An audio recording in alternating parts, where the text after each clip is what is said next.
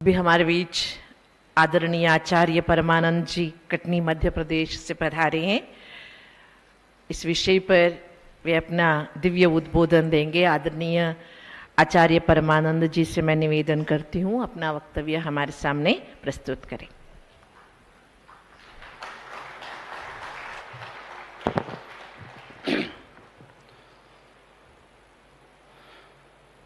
सच्चिदानन्दरूपाय विश्वोत्पत्त्यादिहेतवे तापत्रयविनाशाय श्रीशिवाय वयं नुमः। सम्मानित मंच, परम आदरणीय हमारे आज के मंच के महान विभूतियों में से महामंडलेश्वर स्वामी सतगुरु जन्मेजय जी महाराज और अयोध्या से पधारे हुए जगत गुरु स्वामी ओमकारेश्वरानंद जी महाराज और तमाम हमारे महान विभूतियों को हमारे सभी के चरणों में हमारा सत सत कोटि कोटि नमन।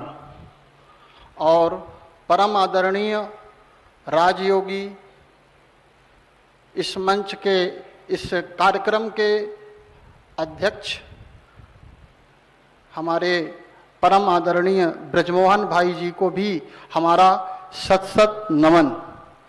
और हमारी ममतामयी करुणामयी हमारी आशा दीदी को, जो जिन्हें हम जगदम्बा भी कहें तो भी अतिशयोक्ति नहीं है, आपको हमारा सत सत नमन। और जहाँ तक हमने देखा अभी गीता पर आखिरी में हमको परमात्मा ने मौका दिया है और हमें इस चीज़ का दुख भी है और एक प्रकार से हर्ष भी है। शिव बाबा भी ऊपर से देख करके ये कार्यक्रम हंस रहे होंगे कि शिव बाबा को शिव बाबा के बच्चे तरह तरह से सिद्ध करने की कोशिश कर रहे हैं, है ना।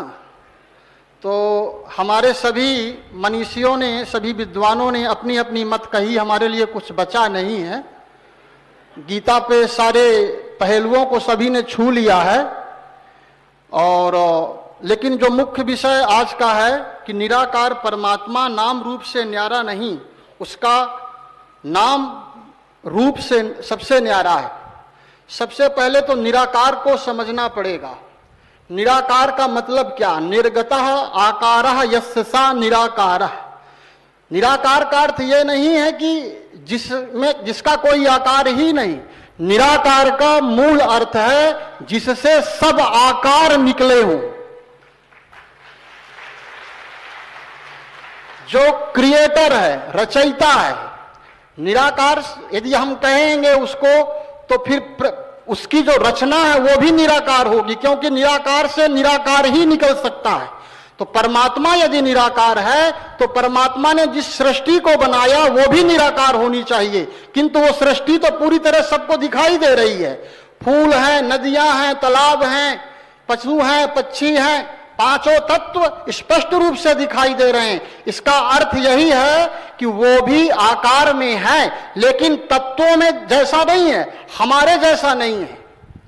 अभी एक बार जब हम ब्रह्मा कुमारी आश्रम आए तो एक 20 साल की बच्ची थी, उसने हमसे प्रश्न किया कि हम नहीं मानते कि भगवान है। पहले हम जानते नहीं थे कि ये ब्रह्मा कुमारी आश्रम से है, तो उसने बड़ा अजीब तरह से प्रश्न किया घुमा करके।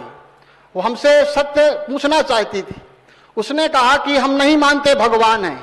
तो हमने कहा ऐसी बात कैसे कह सकते हैं आप कि भगवान नहीं है? तो बोले कि आप प्रमाण दीजिए कि भगवान है। हमने कहा कि आप अपने को मानते हो कि आप हो? तो उसने कहा हाँ, अपने को तो हम मानते हैं। तो हमने कहा कि यदि आप अपने को मानते हो तो आपके पिताजी भी होंगे, उनको भी मानते हो कि वो भी हैं? तो बोली हाँ हम मानते हैं। हम बोले किस आधार पे आप मानते हो कि आप हो और आपके पिताजी ये हैं? बोले हमारा रूप उनका रूप मिलता है, हमारे गुण उनके गुणों से मिलते हैं, हमारा डीएनए मिलता है, तब हम मानते हैं कि ये हमारा पिता है और ये हमारी मां है। हमने कहा कि इसी सूत्र का आधार ही आपके प्रश्नों का उत्तर है। आप शरीर के माता पिता को उनके डीएनए, उनके रूप, उनके नाम से मानते हो, तो शरीर को कौन पैदा किया? शरीर को भी कोई शक्ति है जो चला रही है, वो कौन है? तो उसने कहा कि हम नहीं जानते। हमने कहा कोई तो है ना कि चला रही है? तो उसने कहा हाँ है तो कोई जरूर, इसको तो हम मानते हैं। हम बोले उस शक्ति को जो पैदा किया है, जिस शक्ति से आपका शरीर खड़ा है, उस शक्ति को जो शक्ति देने वाला सर्वशक्तिमान है, वही तुम्हारा बाप है, वही तुम्हारा पिता है। तो उसने अपना परिचय दिया, बोले यही बात आप सबको बता सकते हैं क्या मंच से? हमने कहा अभी नहीं, मौका मिलेगा तो जरूर बताएंगे, क्योंकि सारा झमेला इसी बात पर है। हम खुद को नहीं जानते, खुदा के बारे में बात करने चल दिए। हम खुद को ही नहीं पहचानते, मैं कौन हूं। सबसे बड़ा अद्भुत रहस्य, सबसे गुह्य बात एक ही है। सारे धर्म, वेद, पुराण, कुरान, उपनिषद, दर्शन, जितने भी ग्रंथ हैं, इतने ग्रंथ हैं कि ये कई हाल भर जाएंगे, ग्रंथों की कमी नहीं है। इतना ग्रंथ किस पर लिखा गया? एक परमात्मा को जानने के लिए और आत्मा को जानने के लिए। अभी भी ग्रंथ पर शोध किए जा रहे हैं, जितने भी विद्वान आ रहे हैं वो लिख रहे हैं अपनी तरीके से, लेकिन कोई नहीं समझ पा रहा कि मैं कौन हूं। जिस दिन ये पहेली, जिस दिन ये रहस्य का उद्घाटन हो जाएगा, उसी दिन सारा विश्व एक सूत्र में बंध जाएगा। फिर किसी को यह बात करने की जरूरत ही नहीं पड़ेगी कि परमात्मा निराकार है या साकार है। क्षमा करेंगे, हमारी बात थोड़ा सा सत्य बोलने की आदत है, और जो चीज हमको सही लगती है उसको बोलने में हम डरते नहीं, चाहे वो ब्रह्मा कुमारी की बात हो, चाहे किसी कुमारी की बात हो। हम स्पष्ट हैं, स्पष्टवादी हैं। और जहां तक अभी एक हमारे स्वामी जी चले गए, यतीन्द्रानंद जी, उन्होंने एक बड़ी सी बात कही, हमको अभी अभी स्मरण आया। उन्होंने ये कहा कि राम राज्य, ये सारा प्रोग्राम राम राज्य के लिए रखा गया है, और राम राज्य तब आएगा जब रावण मरेगा। रावण कहां बैठा है? रावण राम के अंदर नहीं, रावण यहां 800 करोड़ जितने लोग हैं उन सब के अंदर बैठा है, और वो जब तक नहीं मरेगा तो राम मंदिर में राम तो आ गए, लेकिन राम राज्य को लाना है तो हर आत्मा के अंदर रामचरित उतारना पड़ेगा, तब राम आएंगे। अब वो रामचरित तब अंदर आएगा जब सब हम जानेंगे हु एम आई, मैं कौन हूं। यह प्रश्न ही राम राज्य लाएगा, इसका उत्तर निकालो, मैं कौन हूं। इस पर बोलना चाहिए सबसे ज्यादा। सब चाबियों का, सब तालों की जो चाबी है वो मैं कौन हूं इसी के अंदर है। इसको खोलो, ये खुल जाएगी। हमारे शंकराचार्य ने अद्वैत वेदांत, द्वैत और अद्वैत, द्वैत का मतलब दो, दो का मतलब दुख, मैं और तुम दो हैं तो दुख है, सब एक ही हैं। आत्मना सर्वभूतेषु, चाहे वो हिंदू हो, मुस्लिम हो, सिख हो, ईसाई हो, ब्राह्मण हो, क्षत्रिय हो, वैश्य हो, शूद्र हो, अमीर हो, गरीब हो, जब तक सबके ऊपर समदृष्टि नहीं आएगी तब तक राम राज्य की परिकल्पना कितनी संगोष्ठी करो, कितना भी बोलो, संभव नहीं है, नहीं है, नहीं है। इसलिए स्वामी जी ने कहा था एक बहुत गजब की बात कि भारत राम राज्य लाना है तो राम राज्य भरत ने लाया, भरत ने लाया। अब भरत से ही भारत नाम पड़ा देश का, ध्यान रखिएगा। अब भारत कोई धरती का नाम नहीं, भारत ये जो सफेद साड़ी पहने हुए ब्रह्मा कुमारी हैं, यही भारत माता हैं। जब तक ये नहीं आएंगी, अपना कार्य नहीं करेंगी, तब तक भारत में राम राज्य की परिकल्पना नहीं हो सकती। और इन्हीं को परमात्मा ने निमित्त बनाया है, इन्हीं को यह कार्य सौंपा है। यही महिषासुर मर्दनी है, रावण को ढूंढ ढूंढ करके मारेंगी। अभी तक हमने देखा है ब्रह्मा कुमारी आश्रम की जो बहनें हैं, हमने तमाम साधु संतों को 3000 संप्रदाय हैं।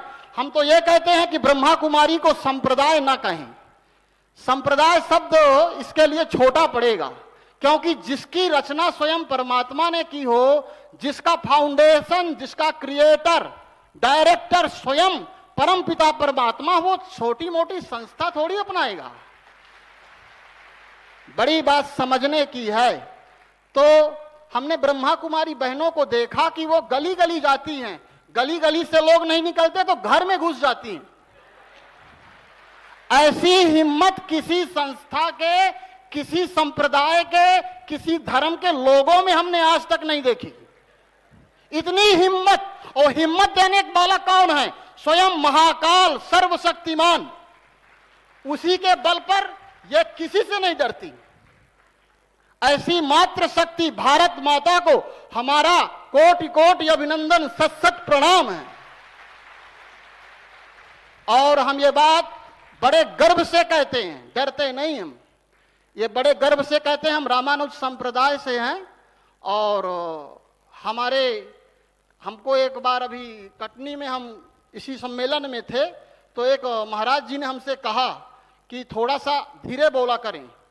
हम बोले ऐसा है कि जो बात पहले तो हम मानते नहीं, पहले उसकी गहराई पे जाते हैं और जानते हैं, और यदि जान लिए हमें बात जच गई तो फिर शिव बाबा भी कहे कि रुक जाओ तो रुकने वाले नहीं हम। इसलिए हम तमाम अपने साथी जो हमारे अयोध्या से आए हैं, अखंडानंद जी, ओमकारानंद जी, उन्होंने बड़ी गजब की बात कही। उनकी बात हमारे दिल को छू गई कि जब तक उन्होंने बड़ी सुंदर अपनी अनुभव की बात बताई कि उन्होंने अनुभव किया कि उनको कोई दिखा। वो कौन दिखा? कोई उन्हें अन्य कोई दिखा नहीं, यही भारत माता जो बैठी है सफेद साड़ियों में, इन्हीं का उन्होंने महिमा गाया है। आप लोगों ने ध्यान दिया होगा, उन्होंने इन्हीं माताओं की ही महिमा गाई है। तो परमात्मा अपना कार्य करा रहा है और एक अंगुली से कोई चीज उठाई नहीं जा सकती। मुट्ठी बंद होगी तभी कोई चीज उठाई जा सकती है। और हम सब जब एक होंगे, और एक मत तभी होंगे जब हम अपने को ये छोड़ दें कि हम किस जाति के हैं, किस धर्म के हैं, किस संप्रदाय के हैं। एक संकल्प होगा तभी एक परिवार होगा। वसुधैव कुटुंबकम की जो परिकल्पना हमारे महात्मा गांधी और हमारे परम पिता परमात्मा शिव बाबा ने, गीता ज्ञान दाता परमात्मा ने जो वसुधैव कुटुंबकम की परिकल्पना की है, वो तभी साकार होगी जब आत्मवत् सर्वभूतेषु, यही मंत्र है, महामंत्र है। इससे बड़ा कोई मंत्र नहीं। जब तक हम सब, वस्त्र हमारे अलग हो सकते हैं, विचार हमारे अलग हो सकते हैं, घर हमारा अलग हो सकता है, लेकिन हमारा बाप, हमारा जन्म देने वाला पिता, वो दो नहीं हो सकता। वो एक है, एक था, एक ही रहेगा। उस एक को सिद्ध नहीं करना, सिद्ध करना है खुद को। परमात्मा को सिद्ध ना करें, अपने को सिद्ध करें, मैं कौन हूं। वो तो सिद्ध ही है, वो तो सत्य ही है, उस पर कोई लेप छेप लगा नहीं सकता, किसी तरह भी कोई बोले।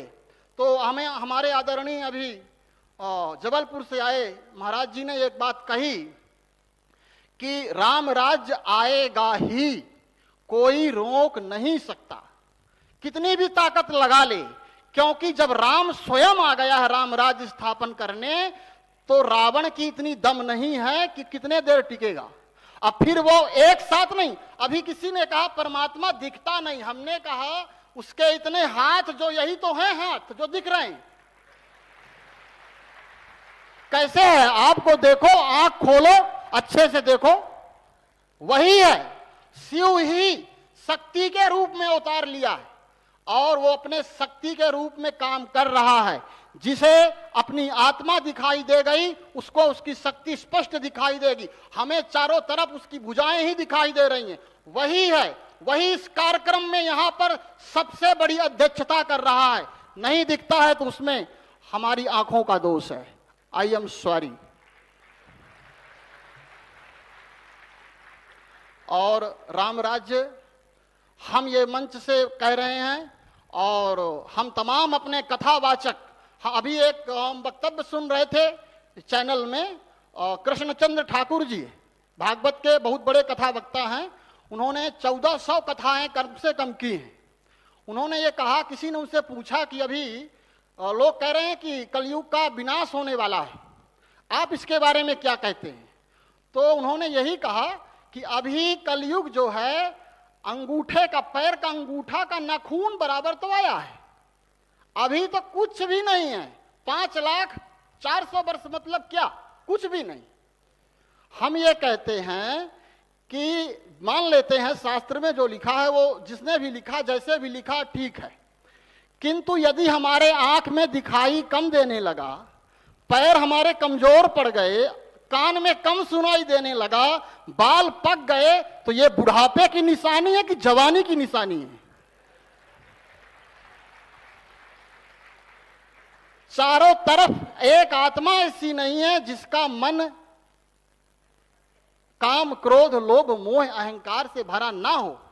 चारों तरफ आप आंख उठा के देखो, न्यूज़पेपर खोलो, टीवी खोलो, चारों तरफ ये संकेत दे रही है प्रकृति कि अब प्रकृति बुढ़ी हो गई है, एकदम मरणासन्न हो गई है, हम ही ने बिगाड़ा है। अभी भी हम सोच रहे हैं कि अभी 4,32,000 आएगा तब खेल खत्म होगा, तब तक में तो पता नहीं क्या से क्या हो जाएगा। इसीलिए हम तमाम अपने साधु संत महात्माओं का, अपने गुरुजनों का, अपने महापुरुषों को ये विनम्र निवेदन करते हैं कि जो बात यहाँ हमने अनुभव की है, ये सभी अपने शिष्यों को, अपने फॉलोवर्सों को बताना होगा कि आत्मवत् सर्वभूतेषु, परमात्मा आ चुका है, नहीं दिखता है तो थोड़ा सा देखने की कोशिश करें। ये बाहर के अंतर्मुखी हो, बाहरमुखी से वही दिखेगा, उसके अलावा कोई दिख ही नहीं सकता। इसलिए अब समय का अभाव है, बहुत देर से कार्यक्रम चल रहा, सभी बच्चे भूखे हैं बाबा के, इसलिए हम ज्यादा समय नहीं लेंगे। आप लोगों का कोटि कोटि धन्यवाद, आप इतनी देर तक बैठे रहे, आपको सत सत प्रणाम। ओम, सभी लोग बोलें ओम।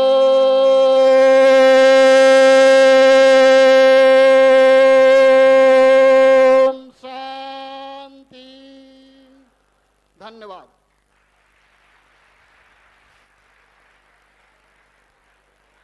बहुत बहुत धन्यवाद।